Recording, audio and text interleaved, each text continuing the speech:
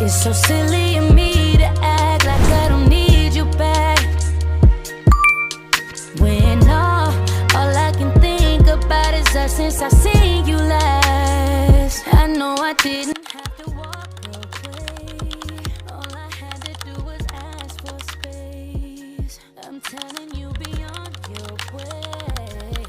When I told you to fall back, so can you come pick up your clothes? I had them folded. Leave me at the door while it's still open. Nah, sebelum kita membahas mengenai pendapatan agregat, kita harus mengetahui terlebih dahulu apa hubungan pendapatan agregat dengan ekonomi makro. Ekonomi makro merupakan suatu studi yang menganalisis perekonomian di dalam suatu negara. Nah, di dalam studi ini kita menganalisis bagaimana suatu negara dapat mengalami yang namanya inflasi, maraknya pengangguran, dan juga bagaimana cara untuk memajukan perekonomian di negara tersebut. Nah, peran pendapatan agregat di dalamnya itu adalah sebagai alat ukur yang menunjukkan berapa total produksi dan juga pendapatan di dalam masyarakat yang terdapat di negara tersebut. Maka, tanpa kita mengetahui data pendapatan agregat di dalam suatu negara, kita tidak dapat menganalisis perekonomian di negara tersebut. Nah, selanjutnya saya akan menjelaskan tentang pendapatan agregat. Pendapatan agregat adalah total semua pendapatan dalam suatu perekonomian tanpa penyesuaian inflasi, perpajakan, atau jenis perhitungan ganda. Pendapatan agregat ini merupakan bentuk PDB yang sama dengan pengeluaran konsumsi ditambah laba bersih. Pendapatan ini dapat mengungkapkan hasil dari total output dalam perekonomian bagi produsen output tersebut.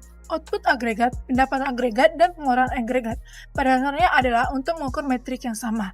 Jadi secara teoritis, nilai ketiganya harus setara. Tapi memang dalam realitanya, ketiganya menghasilkan nilai yang sedikit berbeda. Itu bukan karena konsepnya salah, tetapi lebih pada ketersediaan data dan metode pengumpulan datanya.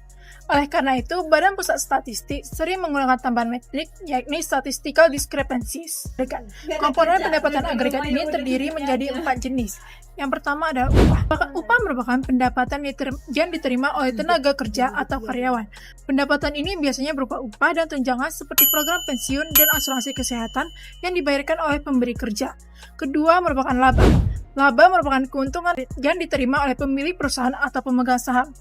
Biasanya, sebagian laba masuk ke pemegang saham atau dividen dan sisanya ditahan di perusahaan. Ketiga merupakan pendapatan sewa.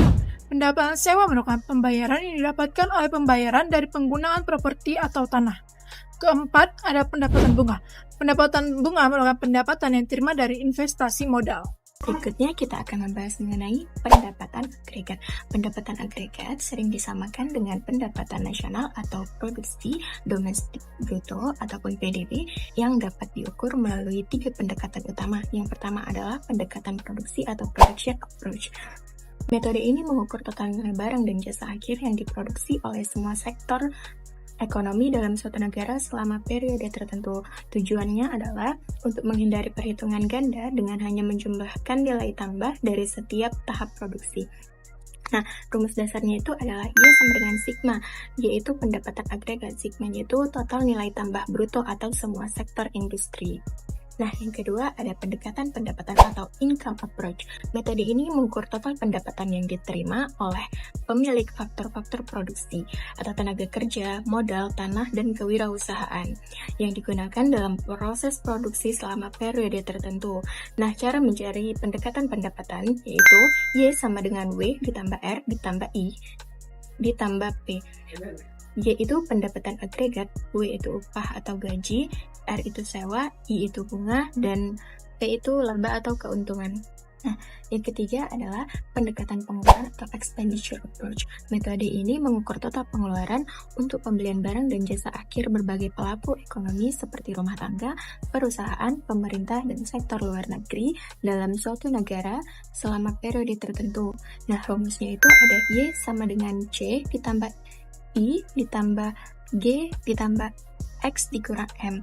Nah, Y itu pendapatan agregat, C itu konsumsi, I itu investasi, G itu belanja pemerintah, dan X dikurang M sama dengan ekspor neto. Nah, ketiga pendekatan ini jika dihitung dengan benar akan menghasilkan nilai pendapatan agregat yang secara teoritis sama karena output suatu perekonomian atau produksi menghasilkan pendapatan yang kemudian dibelanjakan atau menjadi pengeluaran. Nah, sebelum kita mengetahui bagaimana sih cara menghitung pendapatan agregat, kita terlebih dahulu harus tahu nih apa saja sih komponen dan faktor yang mempengaruhi pendapatan agregat. Ada 4 komponen yang mempengaruhi pendapatan agregat. Yang pertama adalah konsumsi atau yang bisa dilamakan dengan C. Konsumsi adalah pengeluaran yang dilakukan oleh rumah tangga atau masyarakat untuk membeli barang dan jasa guna memenuhi kebutuhan sehari-hari. Konsumsi mencerminkan daya beli masyarakat dan penentu utama tingkat permintaan agregat di suatu negara. Nah, ada beberapa yang mempengaruhi konsumsi. Yang pertama adalah pendapatan masyarakat. Semakin tinggi pendapatan suatu masyarakat, maka semakin besar kemampuan suatu masyarakat untuk membeli suatu barang dan jasa. Yang kedua adalah tingkat suku bunga. Suku bunga yang tinggi menurunkan konsumsi. Hal ini diakibatkan masyarakat lebih memilih untuk menabung daripada membelanjakan uangnya. Yang ketiga adalah ekspektasi ekonomi masa depan. Jika masyarakat optimis bahwa ekonomi di masa depan akan baik, mereka akan lebih berani untuk membelanjakan uangnya. Yang keempat adalah kebijakan pajak. Pajak yang tinggi akan mengurangi pendapatan bersih, sehingga konsumsi masyarakat pun akan menurun. Nah, contohnya itu saat masyarakat banyak berbelanja di pasar, restoran, pusat perbelanjaan, dan sebagainya, maka produsen akan meningkatkan produksi untuk memenuhi permintaannya. Akibatnya apa? Akibatnya pendapatan produsen naik, tenaga kerja terserap lebih banyak, dan pendapatan agregat nasional akan meningkat. Nah, komponen yang kedua itu adalah investasi. Apa sih itu investasi? Investasi adalah pengeluaran yang dilakukan oleh perusahaan untuk membeli barang-barang modal seperti mesin, peralatan, gedung pabrik, dan teknologi baru. Tujuannya adalah meningkatkan kapasitas produksi dan efisiensi di masa depan. Apa saja sih faktor yang mempengaruhi investasi? Yang pertama adalah tingkat bunga. Jika bunga rendah, maka biaya pinjaman murah sehingga perusahaan terdorong untuk berinvestasi. Yang kedua adalah ekspektasi laba di masa depan. Jika prospek ekonomi baik, maka investasi pun akan meningkat. Yang ketiga adalah stabilitas ekonomi dan politik. Lingkungan yang stabil mendorong kepercayaan untuk para investor. Yang keempat adalah kebijakan pemerintah. Insentif pajak atau subsidi investasi dapat meningkatkan minat investasi para investor. Nah, contohnya itu adalah sebuah perusahaan otomotif membeli mesin canggih untuk memproduksi mobil listrik. Pembelian ini adalah investasi karena menciptakan kapasitas produksi baru dan membuka lapangan pekerjaan tambahan. Dalam skala nasional, peningkatan investasi akan meningkatkan output total atau PDB dan menambah pendapatan agregat. Komponen yang ketiga berasal dari pemerintah. Pengeluaran pemerintah atau dilambangkan dengan G adalah seluruh biaya yang dikeluarkan oleh negara untuk memenuhi kegiatan pemerintahan dan memberikan layanan kepada masyarakat. Hal ini termasuk gaji pegawai negeri, pembangunan infrastruktur, hingga bantuan sosial. Tujuan utamanya bukan cuma untuk membelanjakan uang, tetapi sebagai penggerak perekonomian. Nah, apa saja sih faktor-faktor yang mempengaruhi pengeluaran pemerintah? Faktor pertama yaitu kebijakan fiskal. Ketika ekonomi sedang menurun, pemerintah dapat meningkatkan belanja untuk mendorong pertumbuhan ekonomi. Tetapi, jika inflasi sedang tinggi, pemerintah akan menurunkan pengeluarannya. Faktor yang kedua yaitu pendapatan negara. Saat pendapatan pajak dan impor meningkat, pemerintah memiliki biaya yang lebih tinggi untuk menjalankan program pembangunan. Faktor yang ketiga, kebutuhan masyarakat. Misalnya, terjadi bencana alam atau pandemi, otomatis pengeluaran pemerintah akan meningkat untuk melakukan penanganan darurat dan kesehatan. Faktor yang terakhir yaitu utang dan defisit anggaran. Ketika utang semakin tinggi, pemerintah akan menahan pengeluaran agar keuangan negara tetap sehat. Contohnya, ketika pemerintah membangun jalan tol baru, maka banyak sektor yang mendapat keuntungan. Kontraktor mendapat proyek, pekerja mendapat gaji, dan masyarakat dapat menikmati fasilitas baru. Dampaknya, tentu saja uang berputar di masyarakat dan pendapatan agregat meningkat. Selanjutnya, kita akan membahas komponen yang terakhir, yaitu ekspor bersih. Sederhananya, ekspor bersih adalah selisih antara nilai ekspor dan nilai impor, di mana ekspor atau X adalah barang atau jasa yang kita jual ke luar negeri, dan impor atau M adalah barang atau jasa yang kita beli dari luar negeri. Faktor-faktor yang mempengaruhi ekspor bersih yaitu yang pertama adalah nilai tukar mata uang. Jika nilai mata uang rendah, maka barang Indonesia yang dijual di luar negeri menjadi lebih murah sehingga ekspor bisa meningkat. Yang kedua yaitu persaingan dalam negeri. Faktor yang ketiga yaitu kebijakan perdagangan internasional. Tarif impor, perjanjian dagang, dan kebijakan ekspor-impor sangat mempengaruhi besar kecilnya nilai ekspor bersih. Dan faktor yang terakhir yaitu sumber daya alam dan produk domestik. Semakin besar produksi dalam negeri, maka semakin banyak pula barang yang bisa diekspor dan meningkatkan ekspor negara. Selanjutnya saya akan menjelaskan tentang hubungan pendapatan agregat dan keseimbangan ekonomi. Dalam dunia ekonomi, keseimbangan ekonomi terjadi ketika jumlah pendapatan yang diterima masyarakat sama dengan jumlah pengeluaran yang dilakukan masyarakat dalam suatu periode waktu, biasanya dalam waktu 1 tahun. Ketika pendapatan agregat dan pengeluaran agregat ini seimbang, maka kondisi ekonomi akan dalam keadaan stabil. Artinya semua barang atau jasa yang diproduksi oleh perusahaan akan mampu dibeli oleh masyarakat. Artinya tidak ada kelebihan maupun kekurangan dalam produksi. Tapi dalam kenyataannya, kondisi ekonomi jarang benar-benar seimbang. Ada kalanya ekonomi dalam kondisi ketidakstabilan. Nah, di sini ekonomi bisa mengalami 2 kemungkinan besar. Yang pertama, pengeluaran agregat lebih besar daripada pendapatan agregat. Artinya masyarakat dan perusahaan ingin membeli barang dan jasa lebih banyak daripada yang diproduksi. Akibatnya permintaan terhadap barang dan jasa naik, sementara penawaran belum cukup untuk memenuhi kebutuhan ini. Perusahaan akan menanggapi hal ini dengan meningkatkan produksi, menambah tenaga kerja, bahkan berinvestasi lebih banyak untuk memperluas kapasitasnya. Namun kalau pertumbuhan ini terlalu cepat dan tidak diimbangi dengan peningkatan produksi yang cukup, harga-harga bisa naik. Kondisi ini kita kenal dengan istilah inflasi.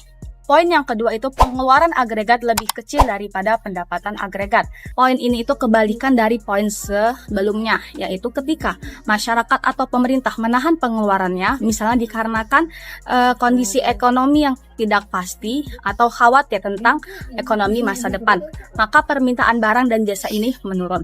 Perusahaan jadi kesulitan menjual produknya sehingga mengurangi produksi dan bisa jadi mem-PHK karyawan untuk menekan biaya. Kalau hal ini terjadi secara luas, pendapatan masyarakat akan turun, daya beli berkurang, dan akhirnya ekonomi masuk ke fase resesi atau fase pelemahan ekonomi. Keseimbangan antara pendapatan dan pengeluaran agregat ini sangat penting karena menjadi indikator kesehatan ekonomi di suatu negara. Jadi jika keseimbangan ekonomi ini terganggu, maka dampaknya itu terasa di berbagai sektor yang lain. Maka dari itu, pemerintah dan bank sentral mempunyai peran besar dalam menjaga keseimbangan ini. Mereka menggunakan kebijakan fiskal dan kebijakan moneter untuk menjaga agar ekonomi tidak terlalu inflasi maupun juga deflasi. Supaya lebih mudah memahami bagaimana konsep ini bekerja di kehidupan nyata, kita bisa melihat contoh ketika pandemi COVID-19 kemarin. Pada tahun 2020, dunia diguncangkan dikarenakan adanya pandemi. Di Indonesia, pemerintah menerapkan pembatasan sosial untuk menekan penyebaran virus. Dampaknya sangat besar. Dari aktivitas ekonomi yang turun drastis, banyaknya perusahaan yang berhenti beroperasi, hingga pariwisata dan transportasi juga ikut lumpuh. Akibatnya, banyak para pekerja yang dirumahkan dan kehilangan pendapatan. Dampaknya, pendapatan agregat nasional juga turun drastis. Data BPS menunjukkan produk domestik bruto sempat turun sekitar 2,7% pada tahun 2020, yang berarti nilai total pendapatan masyarakat juga menurun. Kasus COVID-19 di Indonesia menjadi contoh nyata bagaimana penurunan pendapatan agregat mengganggu keseimbangan ekonomi nasional dan bagaimana pemerintah berperan besar dalam memulihkan keseimbangan tersebut. Akibat penurunan ini, konsumsi rumah tangga menurun, investasi tertunda, dan daya beli masyarakat melemah. Semua ini membuat ekonomi berada di bawah garis keseimbangan, yang berarti pendapatan masyarakat lebih kecil dari pengeluaran yang diharapkan. Setelah pemerintah mengeluarkan kebijakan stimulus fiskal seperti bantuan langsung tunai dan subsidi, konsumsi masyarakat mulai meningkat lagi. Ini membantu meningkatkan pendapatan agregat dan memulihkan ekonomi kembali secara bertahap pada tahun-tahun berikutnya. Nah, sejauh ini kita dapat mengetahui bahwasannya pendapatan agregat merupakan suatu tolak ukur yang melihat apakah negara kita berada di dalam perekonomian yang sehat atau tidak. Nah, pendapatan ini dihitung melalui berbagai macam pengeluaran, mulai dari konsumsi, investasi, dan juga belanja pemerintah. Nah, untuk itu kita dapat melihat apakah negara kita memiliki perekonomian yang stabil atau tidak. Apabila penawaran dan juga permintaan memiliki perbandingan yang sama, maka kita telah mencapai ekonomi yang stabil.